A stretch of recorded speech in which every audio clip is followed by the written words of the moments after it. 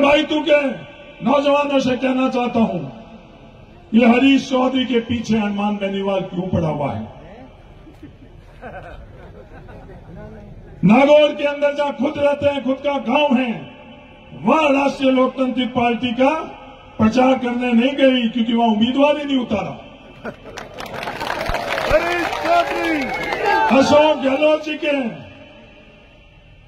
विधानसभा क्षेत्र के अंदर नहीं गई, प्रचार करने भी नहीं गई क्योंकि वहां उम्मीदवार ही नहीं उतारा।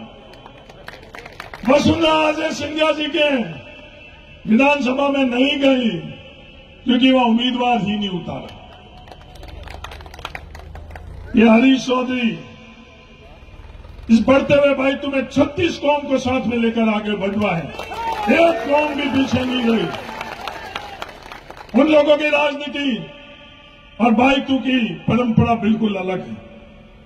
आज खिड़ा के अंदर जब जमीन का आवंटन की बात आई तो पहले राजनीतिक दिशा की थी, एक समाज को जमीन दी गई, विरोध विवाद मुकदमा और जेल।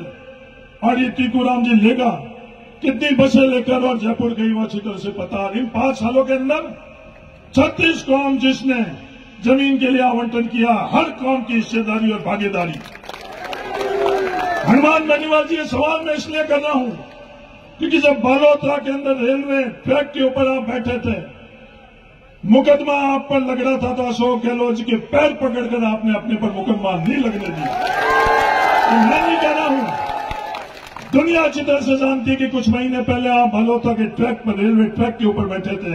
दुनिया अच्छी तरह से जानती है रेलवे ट्रैक के ऊपर बैठने के लिए क्या मुकदमे लगते हैं। हरीश चौधरी के नाम से नागौर से नौजवान को लाकर और या नामांकन फंड भरा गया, उम्मीदवार बनाया गया। हमसे पूछते तो हरीश चौधरी एक नहीं है, ये भाई तुम्हें कई सैकड़ों हरीश चौधरी है। किसी को भी कहते हैं, प्यार से कहते हैं, मोहब्बत से कहते तो हम खुद ही बढ़वा देते। पर ये भाई तू की जनता है, सब जानती है। इस तरह का जो आप लोग राजनीतिक दिशा के अंदर आप आगे बढ़ाना चाहते हो, ये बढ़ता हुआ भाई तू नहीं है। बढ़ता हुआ भाई तू बिल्कुल ही अलग बढ़ता हुआ भाई तू है। आज हम लोगों के बीच में किस माध्यम से ये लोग राजनीति करना चाह रहे हैं? खुद एक गलत अखबार की खबर बनानी और हमारे परिवार के बच्चों के माध्यम से वो खबर हमारे परिवार के अंदर गलत फैलाने की हरीश चौधरी बैठ गया है राष्ट्रीय लोकतांत्रिक पार्टी के समर्थन के अंदर। क्या झूठ के आधार के ऊपर भाई तू के अंदर कोई स्थान है या नहीं, आप 25 तारीख को फैसला कर लेंगे।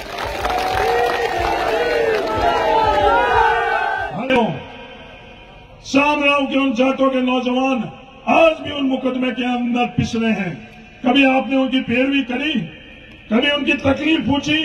आज वो नौकरी करने जैसे नहीं रही। क्या वो दिशा सही थी या अपन लोगों के बढ़ते हुए भाई तू की दिशा सही? हनुमान बेनीवाल जी, ये सवाल मैं इसलिए कर रहा हूं क्योंकि जब बालोतरा के अंदर रेलवे ट्रैक के ऊपर आप बैठे थे, मुकदमा आप पर लग रहा था तो अशोक गहलोत जी के पैर पकड़कर आपने अपने पर मुकदमा नहीं लगने दिया। तो मैं नहीं कह रहा हूं, दुनिया अच्छी तरह से जानती है कि कुछ महीने पहले आप बालोतरा के ट्रैक पर, रेलवे ट्रैक के ऊपर बैठे थे। दुनिया अच्छी तरह से जानती है रेलवे ट्रैक के ऊपर बैठने के लिए क्या मुकदमे लगते हैं।